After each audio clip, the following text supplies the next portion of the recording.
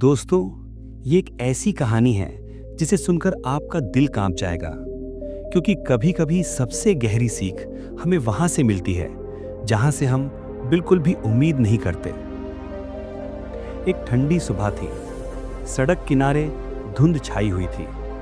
लोग अपने अपने काम पर निकल रहे थे। कोई बस पकड़ रहा था, कोई ऑफिस भाग रहा था। और उसी भीड़ के बीच एक कोने में बैठा था एक बूढ़ा भिखारी। फटे कपड़े, झुकी हुई पीठ, हाथ में एक पुराना कटोरा। उसके चेहरे पर लकीरें थीं, जैसे जिंदगी ने हर दर्द उसकी झुर्रियों में उकेर दिया हो।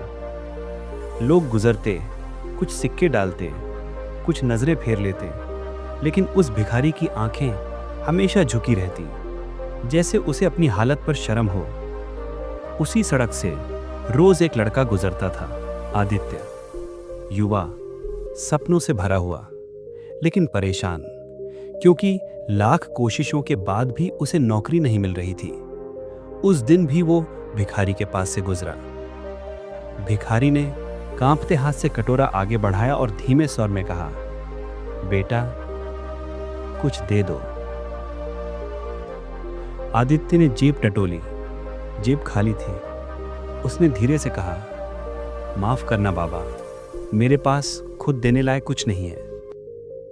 भिखारी ने उसकी तरफ देखा। वो नजरें अजीब थीं, जैसे उनमें कोई गहरी सच्चाई छिपी हो। भिखारी ने कहा, बेटा, देने के लिए हमेशा पैसा ही नहीं चाहिए, दिल बड़ा होना चाहिए। ये शब्द आदित्य के दिल को चीर गए। वो चलता रहा, लेकिन उसका मन वहीं अटक गया। उसने सोचा, मैं तो खुद परेशान हूं। नौकरी नहीं मिल रही, घर वाले ताने मारते हैं, और ये भिखारी मुझे उल्टा सीख दे रहा है। रात को बिस्तर पर करवटें बदलते हुए भी वही आवाज गूंज रही थी, दिल बड़ा होना चाहिए। अगली सुबह आदित्य फिर उसी सड़क से गुजरा।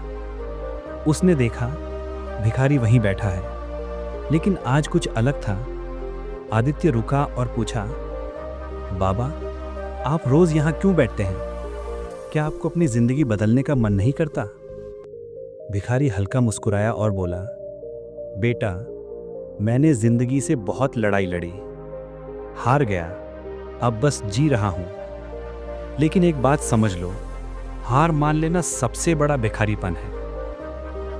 यह सुनकर आदित्य के दिल में बिजली सी गिर गई। उस दिन से आदित्य ने तय किया, अब मैं हार नहीं मानूंगा, चाहे कितनी बार असफल क्यों ना हो जाऊं। उसने हर सुबह जल्दी उठना शुरू किया। रेज्यूमे लेकर अलग अलग कंपनियों के चक्कर लगाने लगा। इंटरव्यू में रिजेक्ट होने पर टूटता जरूर, लेकिन फिर से खड़ा हो जाता। हर शाम वो उस भिखारी से मिलने जाता। भिखारी उसे छोटी छोटी बातें समझाता। समय की कद्र करो, लोग क्या सोचेंगे ये मत सोचो, जो पास है उसे बेहतर बनाओ। धीरे धीरे आदित्य के अंदर बदलाव आने लगा। उसकी आंखों में एक चमक लौट आई।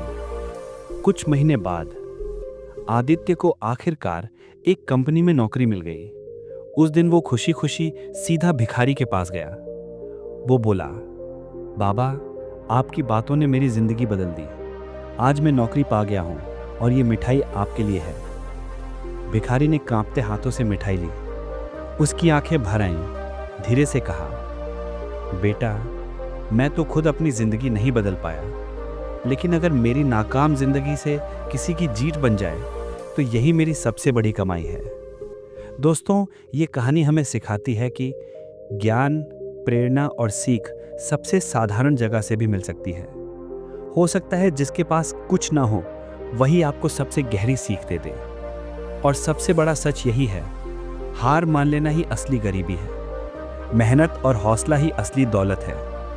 तो चाहे हालात कितने भी बुरे हों, हार मत मानो, क्योंकि हर नया दिन नई उम्मीद लेकर आता है। अगर आपको ये कहानी पसंद आई हो तो वीडियो को लाइक करें, चैनल को सब्सक्राइब करें और अपने दोस्तों के साथ शेयर जरूर करें।